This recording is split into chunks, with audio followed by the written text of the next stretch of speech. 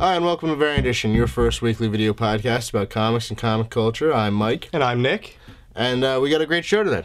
That we do. One of the tidbits of the show is this beautiful little statue we have here. You'll see this coming up right after our opening segment with Mr. Swisstacks. And his wife.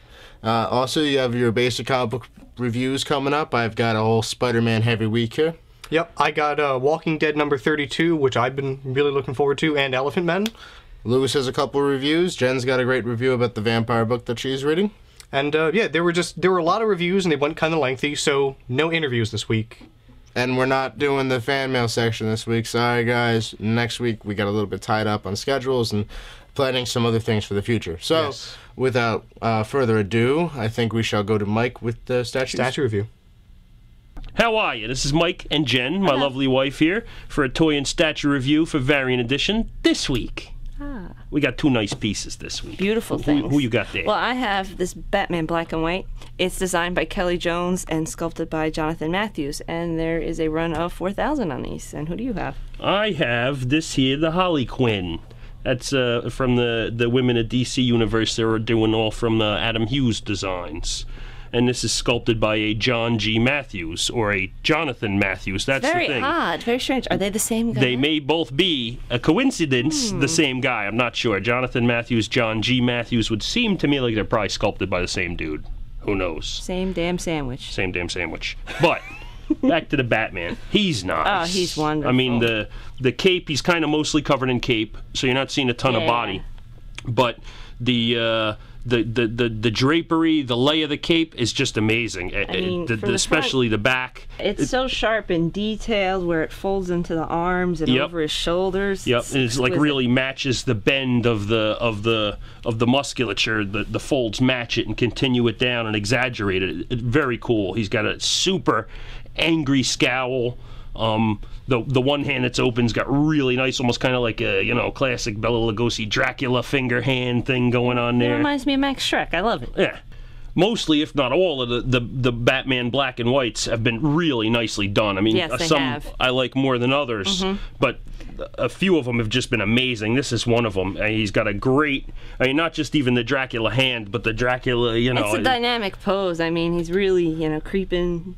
Trying to instill a little terror into some poor fool, but a great piece. And it's got the matching black and white base that we've seen on previous ones, and the gloss on the boots and the hands. Yeah, a little bit of gloss makes it. It's really, really a nice piece. Definitely worth checking out. Pictures, another one of pictures just don't do it justice. There's a lot going on there. All right, enough on him. And we'll go over to the Harley Quinn. Yeah. Oh, she's sweet. She's great, too. She's sweet. All of the women of DC so far have been really nice. Just the little things, the Jack-in-the-Box box she's in's got a little tiny metal handle with a red plastic grabber on it, for the crank. It's so nicely detailed. Yeah, it's beautiful. The sculpture of the wooden mallet is amazing looking. It's got so much wood grain texture in it, and and a little bit of the curve at the edge from her beating things with it. And it's inked nicely. You can see all the nice wood grain and all the little speckles where she's been beating stuff on it. Yeah, really cool. Beautiful piece. Beautiful piece. I mean, again, all of the women of DC have been amazing. They're doing a really nice job. Hughes is a great reference, I guess, or designer for the pieces, because the designs, the poses, they've been right on, and a lot more than most lines of statues you'll get, where you're going to do, you're doing a limited subject matter, you're doing just one sex of, from one group of thing, but they've been awesome. They've really been cool. And I just love her, happy, neurotic little smile that she's got going on there. It's just perfect. The faces on the Jack-in-the-Box are painted awesome, little details. A very, very nice piece. Again, definitely worth checking out. The only complaint I ever had with any of the women of DC pieces is their scale. They're a little bit small, but that's all right. You get, like me, you get so many of these things, you got to have them small to fit them all. Yeah, the smallness helps when you have a lot of stuff. Yeah, but nice pieces this week. Beautiful pieces. Yes. And we have Harley Quinn. Are we getting a Batman, too? I don't think I ordered a Batman, because in the picture I didn't know how nice it looked. But I'll have to track we know. one down. We'll have to get one. Unless whoever this is here, it gets taken home by me. So if you come into the store and you're short of Batman, come look for me. Or don't come look for me, as the case may be. All right, I guess that's it. We're going to get out of here. Enjoy the show, and we'll see you next week. Bye. Hi, I'm Nick, and this is the news for the week of Wednesday, November 29th, 2006. Last week was a holiday week, so there wasn't a lot of news in the world of comics, but we've managed to find a few stories worth sharing. Joss Whedon has made quite a name for himself in comics with his run on Astonishing X-Men and the upcoming Runaways 25. But before that, he had a wee little TV show called Buffy the Vampire Slayer. Anybody? I think I saw that once or twice. Alright, so, running for 7 seasons, Buffy was a critical and cult favorite, spawning a spin-off TV show, Angel, and a line of comics at Dark Horse. Off the air for some time, Whedon will revive the Slayer when he returns her to comics in what he is calling Buffy Season 8. There have been attempts at a Buffy TV movie and even a Slayer series, but those aren't happening. So according to Entertainment Weekly, Whedon is taking those story ideas and launching the new Buffy comics, pretty much continuing right at the end of Season 7. Fans should expect to see the rest of the Scooby Gang to pop up in the comic. Whedon will script the first 4 issues before stepping back to oversee the series, much in the same way that he did for the TV series. Buffy should return to comics next year from Dark Horse Comics. Comics legend Dave Cockrum died in his sleep last weekend of complications from diabetes. He was 63 years old. The legendary artist is well known for his many contributions to both DC and Marvel Comics. Cockrum first rose to prominence at DC, where he worked on the Legion of Superheroes, but it's his time with the X-Men that most fans remember him for, including 2 lengthy runs on the Uncanny X-Men with Chris Claremont, where he created or redefined many of Marvel's most known mutants. Variant Edition offers our deepest condolences to his family and friends. While he may be gone, his work is sure to live on in the hearts and minds of comic fans for generations to come. DC Comics announced last week that they were launching a new line of graphic novels targeted specifically toward young girls. No, it's not another line of manga or manga-inspired comics. The new imprint called Minx will launch in May with the 146-page The Plain Janes by Cecil Castellucci and Jim Rugg. DC plans to release 6 to 7 titles in 2007. The original graphic novels will be slightly larger than manga and feature stories for young women who may be seeking an alternative to manga. DC seems to be very serious about Minx and is teaming with Alloy Marketing and Media to promote the new line, with plans to spend about $250,000 in promotion. And in case you're wondering, yes, that is a huge amount of money when it comes to past promotions of comics. Move over, Mike Swisstack. I got some statue news. Adam Hughes fans, take note. Sideshow Collectibles has made available for pre-order the first in a series of 1/6 scale comiquettes designed by Hughes. The White Queen will be the first of the series and should be available sometime in the second quarter of 2007 for about $125. Check out SideshowToy.com for more details. Fans should expect 6 different Hughes-designed Marvel Comics superheroines from Sideshow. No word on who the other 5 may be just yet. And not into Marvel chicks? Well, don't forget that Hughes designed the Women of the DC Bus series from DC Direct, most of which we've reviewed on the past episodes of Variant Edition. In movie news, there's rumors of a sequel for last year's Constantine to be in the works with Keanu Reeves back in the title role. Producer Lauren Schuller Donner has stated that a sequel may be rated R and go for more scares. The story will be set in South America.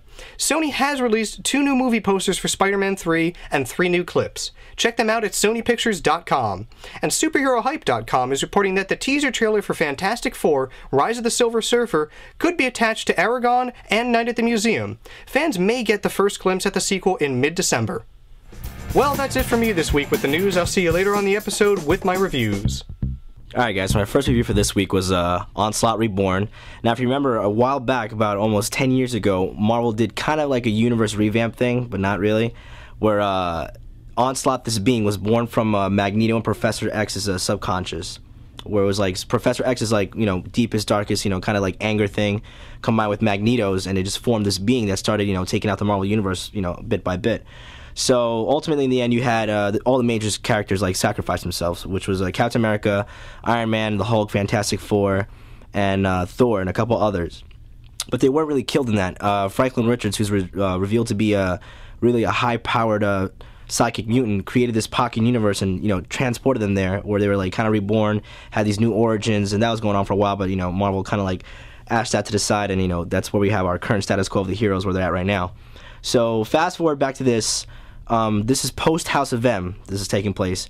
So because of what Wanda said, no more mutants, it somehow not only did it depower Magneto and Professor X, but it also kind of like resurrected the subconscious like residual energy that was left to bring Onslaught back to the I think current Marvel universe, or the alternate universe where Franklin Richards was born.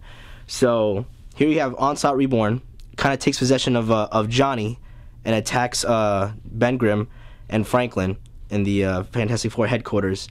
And they take the fight outside, either fighting downtown Manhattan. So it takes possession of Reed afterwards, after he gets knocked out when Johnny goes Nova and takes over Reed. Reed starts attacking, Sue defends Franklin. Franklin goes to his room and gets like the little green glowing orb that he used to create the Pocket Universe. So Onslaught comes into the room, confronts Franklin, is getting ready to kill him, and then Franklin, I guess, teleports them both to the Pocket Universe, where you see the female version of Bucky that was in Cap's book. Find him on top of the, I believe, this Brooklyn Bridge. So she's asking him what he's running from, and he's just, chattering about how scared he is, and then Onslaught comes back. So it's kind of exciting. It's a little confusing, especially when you're doing a whole lot of universe jumping, like, when you're dealing with alternate realities, especially with the FF. So what I think happened was Franklin obviously went back to the Pocket Universe, left his universe, and now we're going to see, all the heroes that we saw during the Heroes Reborn thing, like the Hulk, the new Thor, Cap, the cool Iron Man. It's an interesting read, a little confusing. If anything, the trades have been re-released, like, the Cap Reborn, Iron Man Reborn, all the Heroes Reborn trades are released. So if you need help, you could always go to the Marvel website and read the whole biopsy on Onslaught, or pick up the trades, and it might help clarify the situation. But it's going to be a good read, really exciting, and I'm a kind of a fan of Rob Liefeld's artwork, and Jeff Loeb's storytelling, always flawless. So it's a good read. I highly recommend it. So, big Spider-Man week. First, I'm going to start off with Amazing Spider-Man number 536. Lots going on in this book. This is kind of the fill in the gap, as it were, for after Peter and Tony have their big fallout from Civil War. It's odd, to say the least. It starts off, Peter Parker just fell down at the street, takes down a hot dog stand, which is a sin, and then, Iron Man comes on down, and they're in a little bit of a fight, and then Iron Man pulls out this little code and says, "Oh, but I've totally overridden your suit. Ha ha, I built it." And then Peter Parker has a wonderful passcode surprise, which reactivates the suit, because guess what? He's a techno weenie too. So, of course, he knows how to reprogram that sort of thing. Big fight.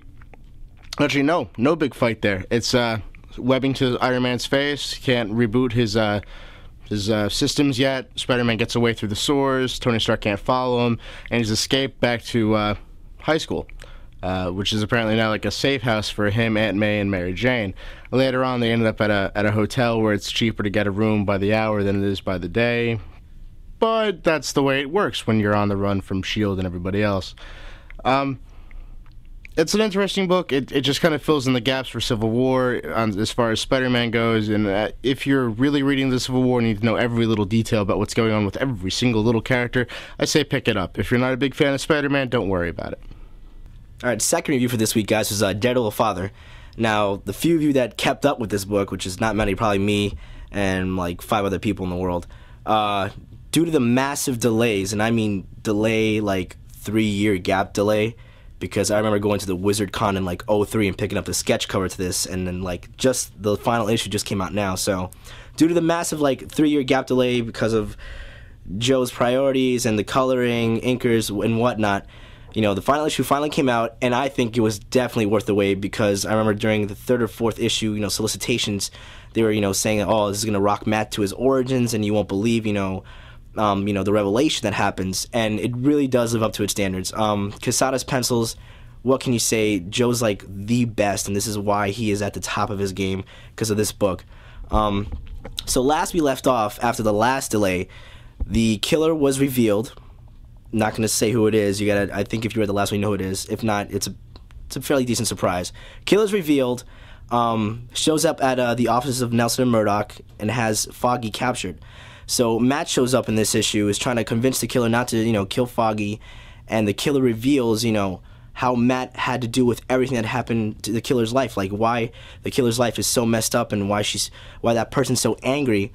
with Matt, and you won't like. It's amazing the way the book was written, and because of the recent change in Daredevil in the past 2 years, the status quo that Bendis set up, Joey really the way he sequenced the story, it really blended in well. You didn't see any we got to fill in this gap or that.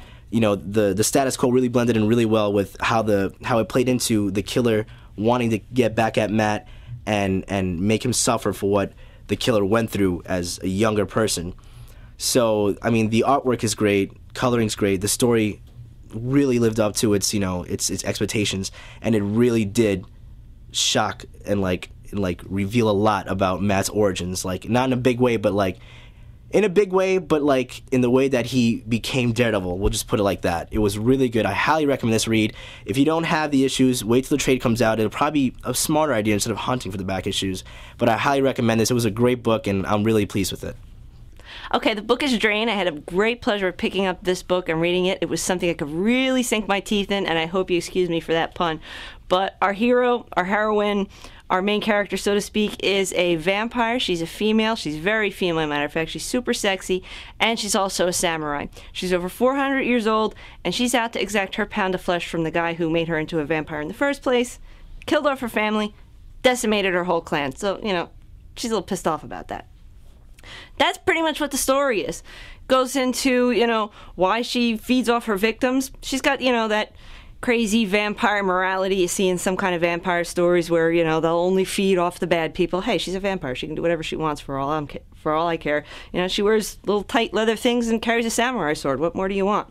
There's lots and lots of gratuitous violence in this book. Lots of heads getting chopped off. Lots of people losing body parts. So that's a bonus too, Blood is beautiful. The artwork is stunning. You can see just by the cover. The paintwork is beautiful. On the inside, the script just flows just nicely from one page to the next, from one box to the next, from dialogue to dialogue. You're through it in no time at all. Matter of fact, it's so good, I wanted to pick it up and read it again, and I did. I read it twice in about 10 minutes. I couldn't help myself. It was that good. My favorite part of the story is this whole 2-page kind of spread where they give you little snapshots what she was throughout history. I mean, remember, she's 400 years old. She's had a chance to be a lot of different things, pirate vampire, cowgirl vampire, rock star vampire. She's been it all. The story winds up where she, gets in a fight with some vampire underlings, meets up with someone from her past, and that's it. Story's over. It's a really quick, easy read. Yes, you should pick this up. Yes, you should read this. I can't wait for number 2. I hope it's as good. And it really satisfied my kind of vampire appetite. I've been a little dissatisfied with Anita Blake, so this made me really happy. Thanks for stopping by. Long-awaited issue number 32 of Walking Dead is finally out. I've been eagerly anticipating this. Maybe it's just me, but it seemed like it took this one a little while to get out. But anyway, the main thing that matters is it's out. And if you don't have it, you should get it, because it's amazing. Now, the end of 31 ended it on yet again another Walking Dead cliffhanger, where it's, oh my god, there's nothing after this? So this is where this is picking up from. It's right after the scene where Rick is still in the hospital inside the colony that the governor has started, and somebody barges in and says, I'm getting you out of here, blah, blah, blah. You're like, what? So this issue explains all that. Apparently this guy, I wasn't able to figure out his name, couldn't find it, but I do have a list of notes because a lot of things happen in this issue. So anyway, somebody who's part of the colony is actually a guard from time to time for the governor, knows the governor, works for him in this commune that they have now, and he's kind of sick and tired of everything that he's been doing. He doesn't agree with what the governor's been doing with these people, and he definitely doesn't agree with what he's done to Rick by, lobbing off his hand. So he decides, I'm going to take this under myself, and I'm going to bust this guy out. They find Glenn outside the doorway of his, hospital stay room. And Glenn's there, and he's freaking out, thinking that Rick was dead. And you're thinking, hey, what happened to Glenn? Why is he right there?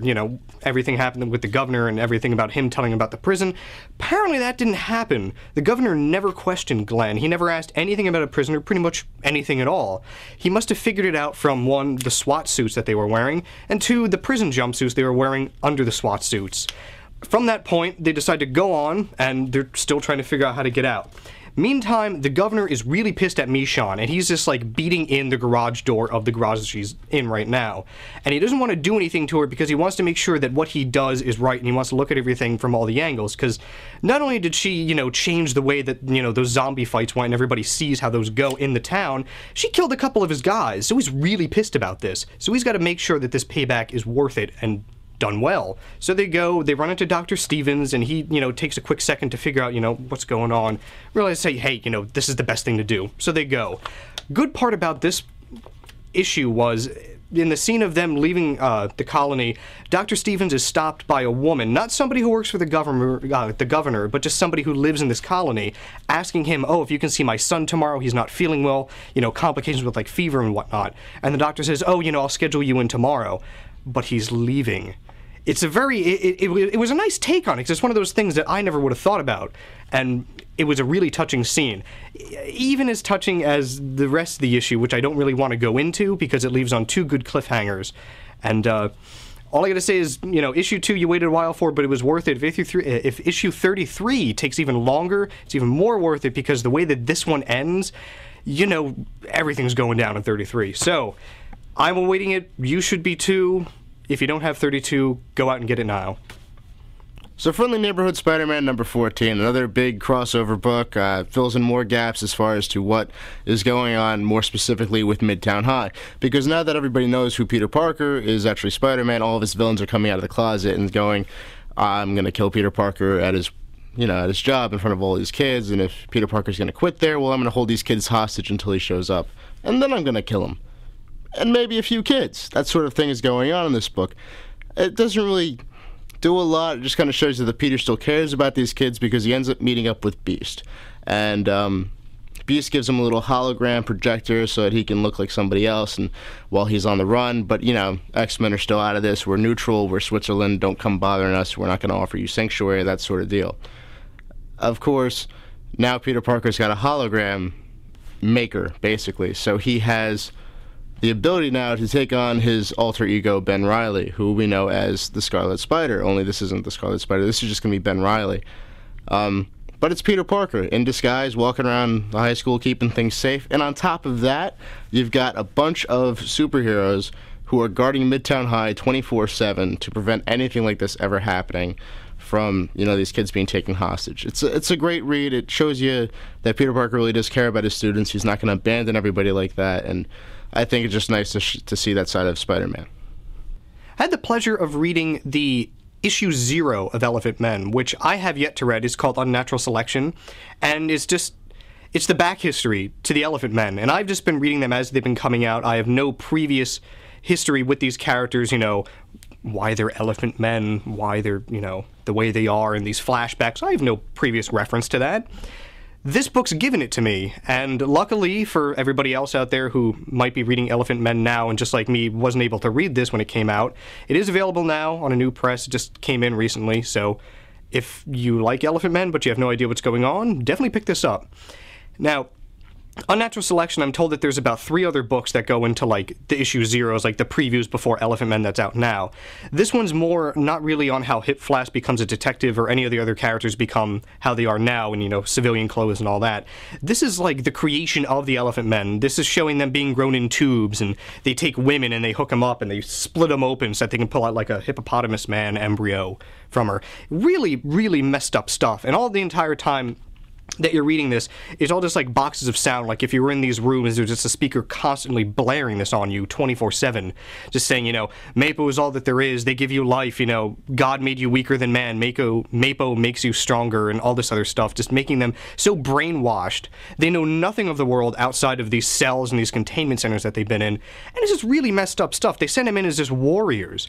They know no real good or evil. It's just Mapo. Do what they say, don't ask questions, that's it. And it's nice to see, here's how they started, and then seeing them now as these complicated, very emotional people, or characters, creatures, if you will. And I'm looking forward to catching up on the other previous issues where it explains more of that. But if you haven't been up to date with any of the Elephantmen stuff, and you've only been reading the new ones, definitely pick this up.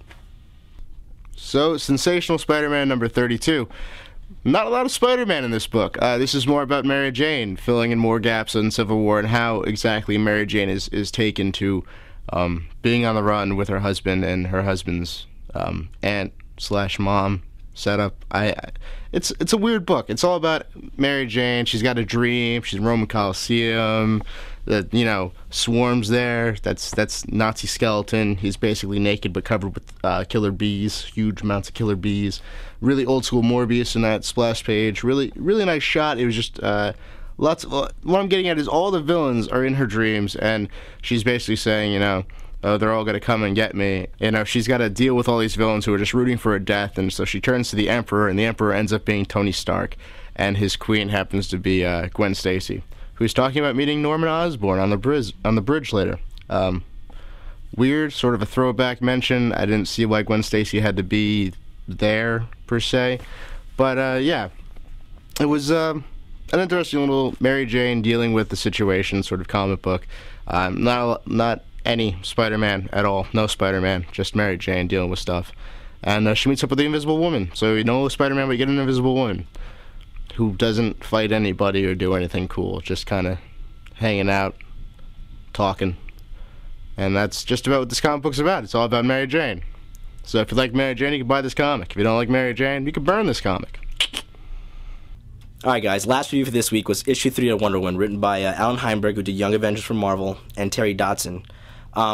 Now, due to the delay of the first and second book, DC went and did the smart thing, not smart, but had to work out this way, in turning this title into a bi-monthly book, which isn't that upsetting as a reader, but it is when you when you're a fan of the art, and the writing's really good, but then you got the character appearing on the books, like you got the Justice League of America, and making cameos, and especially with her lineage and legacy, it's really confusing. So, issue 3, you got back to the fighting scene, which looks like New York. Wonder Woman's going at it with Cheetah, Giganta, I believe, the really big girl, and Dr. Psycho.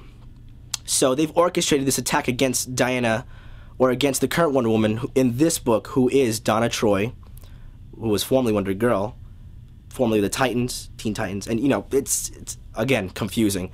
So they've orchestrated this attack against the current Wonder Woman, who is Donna, and by this they're trying to bring out Diana, who is the real Wonder Woman, but who is going now by the alias of Agent Diana Prince, who, those of you who know your DC history, I believe obviously it was pre-Infinite Crisis. I can't remember if it was during the Silver Age or Golden Age, where Diana adapted this personality because she fell in love with Immortal, married him, lost his powers, yada yada yada, then Crisis happened and that kind of got all reverted. So you kind of see like really cool mentioning and references to the Golden and Silver Age era, which is kind of cool. And so she shows up. She's now an operative for the agent of Metahuman Affairs, and she's working for the government. So she's there. She really can't do anything without revealing who she really is. And then Hercules shows up as the new and current appointed protector of Earth, taking over her spot because she forfeited what she had once had before, and because of what happened in Crisis, her killing Max Lord and all. So fast forward, don't want to spoil it, the person who is behind the orchestration of the 3 villains is revealed. All the men are transformed to, I believe, meta beasts. I forgot what it was, the terminology. And so Diana's kind of pinned against one of her oldest adversaries, and the odds are kind of stacked against her. It's a really good read. I'm a big fan of Dotson's artwork. Really cool. The writing's really good. Obviously a lot of history behind this character. So recommend it. If you can keep up, it's cool. But I like the book a lot, and the artwork's worth it. Hey, it's Nick. I'm here for my Radioactive Minute. Now, I know it's not Godzilla or Kaiju related, but it's 1950s sci-fi. It's the atomic era. Radioactive Minute. It still applies. And this segment's not even a minute, so whatever. Figure of speech. Anyway, I got here Forbidden Planet, the nice, badass 50th anniversary, like, collector's tin set from Warner Brothers. Got this through the previews. Now, it was kind of a pretty penny for a DVD set. But as you can see, it's awesome. This thing was retailing for, I think it was $59.95 or $92 or some odd change ending. But it's about $60 for this thing. But what you get the awesome 2-disc DVD 50th anniversary edition of Forbidden Planet, and you also get the movie The Invisible Boy, which was another movie that they used the Robbie the Robot character in, which you get a nice little 3.5-inch tall metal Robbie the Robot. He's awesome. But anyway, the reason why I feel that this is necessary to bring in, because one, I believe it's Peter who's been asking me this, but I know we've gotten a couple requests on this before, is to do more DVD segments. Sorry this ain't superheroes or like Justice League Volume 3, but this is awesome. And the kind of comics that I cover, Fear Agent. Look me in the eye and tell me, you know, they didn't get inspiration from films like this. The way the robot is, you know, he might look kind of lame and hokey, but it's the basis of everything that there is now. I mean, without him, you wouldn't have anything. Probably without Robbie, you wouldn't have Terminator. There, I said it. For those of you that have not seen this film, Forbidden Planet, here's a quick little rundown. The gist of this movie is, this guy lives on a planet with this really hot 1950s daughter who's like scantily dressed all the time, which kind of makes you think, what's her father thinking? But anyway, they got the whole planet to themselves. So, spaceship crew comes down to check out this planet. Guy tells them, oh, everything's alright. But you know, you got a flying saucer filled with like 15 sailors on it that have been stuck in the same flying saucer for like 8 months with like the smelliest guy ever. So now they're all after this dude's daughter. And lo and behold, our hero, Leslie Nielsen, that's right, of Naked Gun fame, Leslie Nielsen woos his daughter. And so on and so forth with a bunch of spaceman crap. The robot can reproduce anything, so the chef of the ship decides, hey, I need this robot to make me some bourbon. So the robot makes him 60 gallons of bourbon. Why no one likes this robot? I don't know. But anyway, movie goes on, you find out that the guy who was living there created all this self-hate and emotions and made some invisible monster that's messing everybody up. Kills a couple people with a nice little animated scene. And then you see more about the people who lived in this planet before, the Krell, and they have like this deep civilization. The planet's practically like a living mechanical function. But yeah, that's a rundown. DVD set is still awesome. Like I said, you get Forbidden Planet, really nice, very cleaned up version of the film. The sound is good, the video quality is great. Invisible Boy, I haven't watched yet. I don't know why. But you also get awesome lobby cards that come in a nice lobby card sleeve. And you actually get a nice amount of lobby cards. And they're not crappy. They're really good quality. They're really good prints. They're a decent size for lobby cards. They're not, you know, uber small. And all in all, it's just, you know, you got beautiful 1950s style poster artwork on this metal box, which is great, and the robot was in there. But anyway, all in all, things like these are what the foundation of everything good that we have now is. People like Steven Spielberg and George Lucas love films like this, which is why I feel it's necessary to bring something like this onto our show where we have such creative and ingenuitive and just up-and-comers in the comic book industry that can write other things besides a guy in tights. So as an example of that, here is Forbidden Planet. So that's our show this week. What a pleasantly long one. Yeah, it was a lot more than what it might seem. I think maybe I'm just really tired right now. Yeah, it could be. It's been, yeah. Yeah. Okay. Yeah, but it was a great show. You can hit us up through the emails. Again, that's fanmail@variantedition.com, hatemail@variantedition.com, nick@variantedition.com, Mike@variantedition.com, Kevin@variantedition.com, statues. Statues if you want to talk to Mike Swisstack @variantedition.com. You can find us on YouTube. You can find us at variantedition.com, which some of you have. You can subscribe to us through iTunes still. Yep, so we're readily available. It's just, you know, we're giving you more of what you should be wanting to watch. Absolutely. So, and that will be coming more next week. Because this week, you know, we got tied up. But next week, we got your fan and hate mail. We've got an interview. And we've got other great statue toy reviews and comic book reviews and everything else that we're used to in the show. Yeah, so, I don't know. Looking forward to seeing you guys next week. Yep, have a good one. Around all slutty, and all these spaceship guys are like, whoa, I've been in a spaceship for 8 months with a bunch of guys.